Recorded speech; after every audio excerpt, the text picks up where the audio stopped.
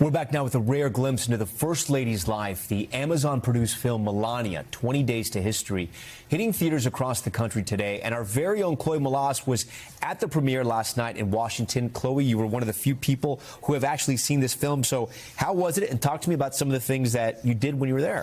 I mean, first of all, it was a fascinating glimpse into seeing what is her life like, not only here in New York City at her penthouse just a few blocks away here from Rockefeller Center, where we are right now, to life at Mar-a-Lago. I mean, she really takes you behind the scenes of what life was like leading up to the inauguration. There is a lot of fashion, okay? So she's meeting with stylists, fashion designers. She talks about growing up as a model early on, and obviously that was really what she was doing before she married Donald Trump. And then she had a jewelry line for QVC. She had her own beauty line at one point.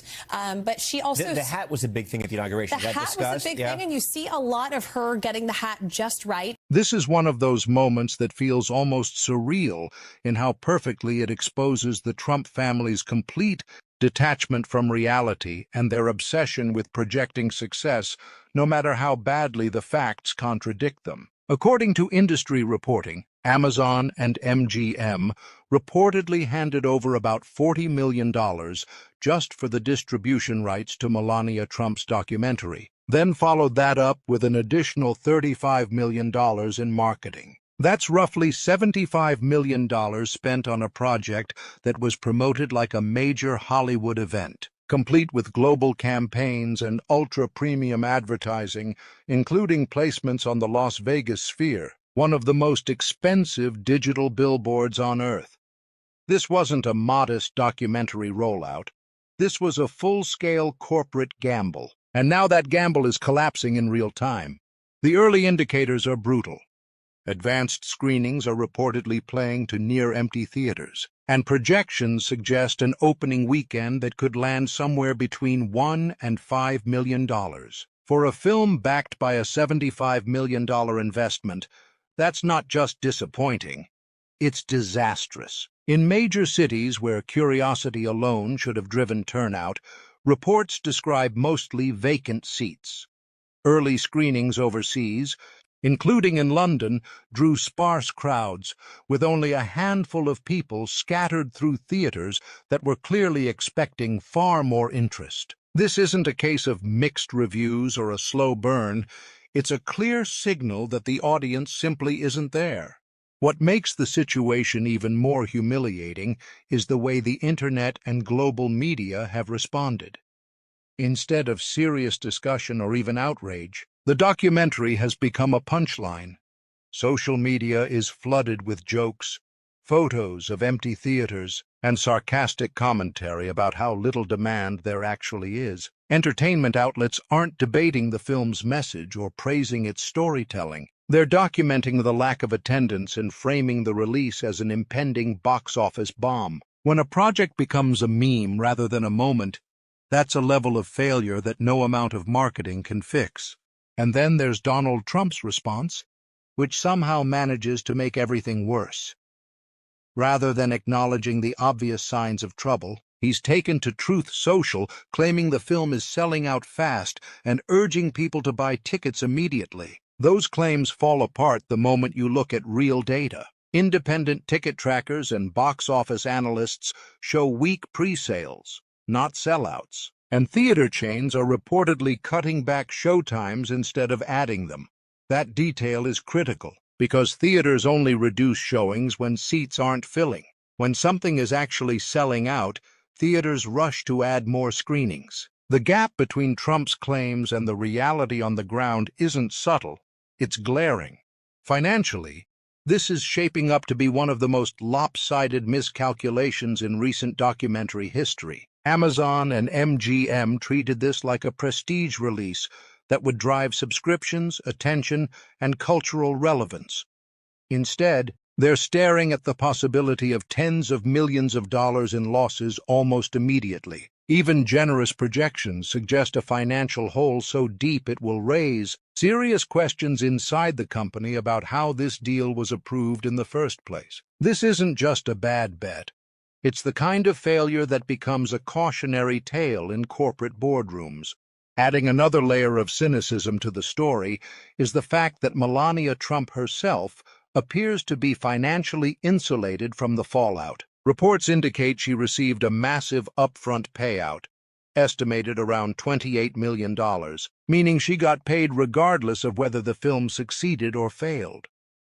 Amazon and MGM, meanwhile, are left absorbing the losses and facing the embarrassment. That arrangement fits a familiar pattern where the Trump family secures its money early while partners are left to deal with the consequences. Perhaps most telling of all are the reports from people who worked on the film. Anonymous crew members have told journalists they regret being involved, describing the documentary as a vanity project that they now wish they had avoided. When the very people who helped create a film feel compelled to distance themselves from it, that speaks volumes. This isn't just a project that missed expectations. It's one that has become so embarrassing that association with it feels damaging. And that alone tells you just how badly this entire venture has gone off the rails. When you step back and really look at why this documentary is collapsing so spectacularly, the reasons become painfully obvious. Amazon and MGM didn't just underestimate the numbers, they fundamentally misread the audience. They treated Melania Trump as if she were a figure of broad public interest, someone viewers were eager to hear from, someone whose story carried emotional weight or cultural relevance beyond a narrow political base. But that assumption was detached from reality. Outside of the most devoted MAGA supporters, there is very little curiosity about Melania's perspective, especially when it's framed through a glossy, flattering documentary that avoids accountability and context. For a huge portion of the public, Melania is seen not as a sympathetic figure, but as someone who willingly benefited from and enabled Trump's behavior. There's no mystery left to explore, no untold story that feels urgent or necessary. People already believe they know why she married Trump, what role she played, and how she chose silence when it mattered most. A documentary designed to rehabilitate her image was never going to resonate with audiences who feel exhausted by Trump-related content or angry about the damage caused during his presidency. That fatigue is real, and it's showing up directly in empty theaters. Industry analysts were warning about this long before release. Data around pre-sales, online engagement, and sentiment made it clear that interest was weak. Yet Amazon still poured tens of millions into marketing, trying to manufacture demand rather than respond to it. Ads on the Las Vegas sphere, global promotional pushes, premium placement across platforms, all of it assumed that visibility would translate into ticket sales. It didn't. Visibility only amplified the backlash and the mockery. Instead of curiosity, the marketing campaign triggered jokes, memes, and disbelief that anyone thought this was a good idea. The critical response hasn't helped either. Before the film even fully rolled out, analysts were already predicting poor reviews and low audience scores. When respected data analysts publicly say the odds of a flop are high, that's not ideology talking. That's pattern recognition. They look at historical performance, audience overlap, political toxicity, and early signals. Every one of those indicators pointed in the same direction. This was going to fail. And now that it's happening, the failure feels less surprising and more inevitable. Behind the scenes, the fallout is even uglier. Reports of crew members expressing regret about working on the project are especially damaging because those are people with first-hand knowledge of the production. These aren't casual critics or online trolls, they're professionals who invested their time and reputations in the film. When they go on record, even anonymously, to say they wish they hadn't been involved, it suggests the final product didn't just miss the mark. It crossed into embarrassment. In an industry where reputation matters, that kind of reaction is a red flag no studio wants attached to its name. Financially, the math only gets worse the longer you examine it. Even if the film somehow stretches to $10 million total over its entire theatrical run, which would be optimistic, that still leaves Amazon and MGM staring at losses that could easily exceed $60 million. Streaming might soften the blow slightly, but documentaries rarely pull blockbuster numbers on streaming unless they become cultural phenomena. This one is becoming a cultural joke instead. Negative buzz doesn't convert to sustained viewership, it just reinforces avoidance. People don't stream content they're tired of, and many viewers are tired of the Trump brand altogether. All of this turns the documentary into something far more damaging than a simple flop. It becomes evidence. Evidence that the Trump family brand no longer commands interest, that corporate attempts to monetize it come with real financial risk, and that no amount of money can force public enthusiasm where none exists. For Amazon, this isn't just about one bad project, it's about credibility. Shareholders and analysts are already questioning how such an obviously risky investment made it through approval. This is the kind of decision that lingers long after the movie disappears from theaters. What makes this whole situation even more revealing is how Donald Trump himself has responded to the collapse of this project. Instead of staying quiet, instead of letting the documentary fade out with minimal attention, he did exactly what he always does when faced with failure. He tried to shout reality into submission. On Truth Social, Trump declared that the movie was selling out fast, urged people to rush out and buy tickets, and framed it as a cultural must-watch event. The problem, of course, is that this claim is not just exaggerated, it's directly contradicted by publicly available data that anyone can verify in seconds. Independent box office trackers, ticketing platforms, and theater listings tell a very different story. Pre-sales have been weak, seats remain largely empty, and theater chains are quietly reducing showtimes rather than adding them. That detail matters. When a movie is genuinely selling out, theaters expand its footprint, adding more screenings to capture demand. When showtimes are being cut, it's because those seats aren't filling. That's the market speaking clearly, and it's saying there is no appetite for this film. Trump's insistence that the opposite is true doesn't change the numbers. It just highlights how detached his messaging is from reality. This gap between Trump's claims and observable facts is a recurring pattern, and it's why moments like this resonate beyond entertainment news. People don't just see a bad movie performing poorly, they see a former president lying about something that can be instantly disproven. That erodes credibility in a way spin cannot fix. When someone lies about ticket sales, it invites the obvious question. If he'll lie about this, what else is he lying about?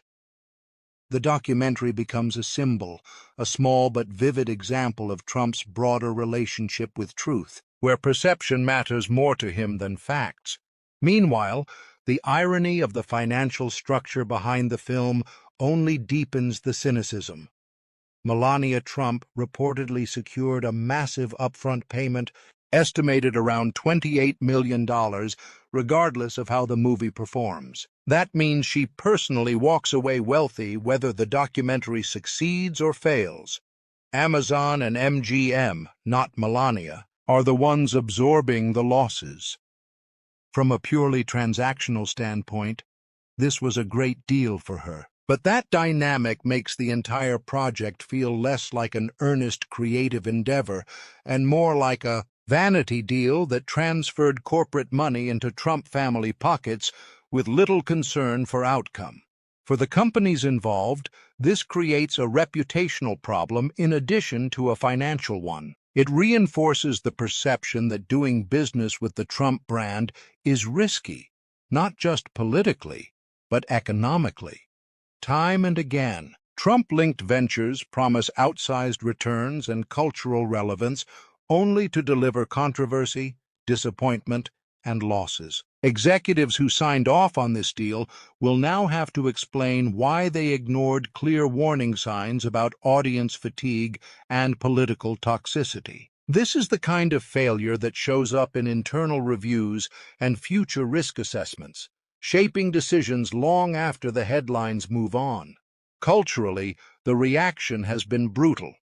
Instead of serious discussion or thoughtful critique, the documentary has been swallowed by mockery. Social media platforms are flooded with jokes, reaction videos, and memes portraying the film as absurd, unnecessary, or painfully out of touch. Entertainment outlets are reporting sparsely attended screenings in major cities, including international locations where interest was expected to be stronger.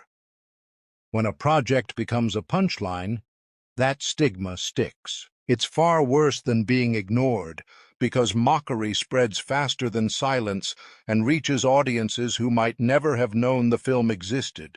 Even within the film industry, the embarrassment is becoming impossible to hide. Anonymous crew members speaking to reporters about regretting their involvement is an extraordinary development. People who work in film typically defend their projects, or at least stay quiet. Public regret suggests they believe association with the documentary could harm their professional reputations. That tells you something about how the project is viewed internally. It's not just seen as a commercial failure, it's seen as a mistake, one that people wish they could undo. Taken together, all of this paints a clear picture. This documentary isn't failing because of bad luck or unfair criticism. It's failing because it was built on a false assumption that there was a large, eager audience waiting to engage with a sanitized, self-promotional story about Melania Trump. That audience does not exist at the scale Amazon needed to justify its investment. No amount of marketing money, no amount of social media spin, and no amount of Trump's personal promotion can create demand where there is none. Instead, the harder he pushes the success narrative, the more glaring the failure becomes, turning a bad business decision into a public spectacle that keeps getting worse.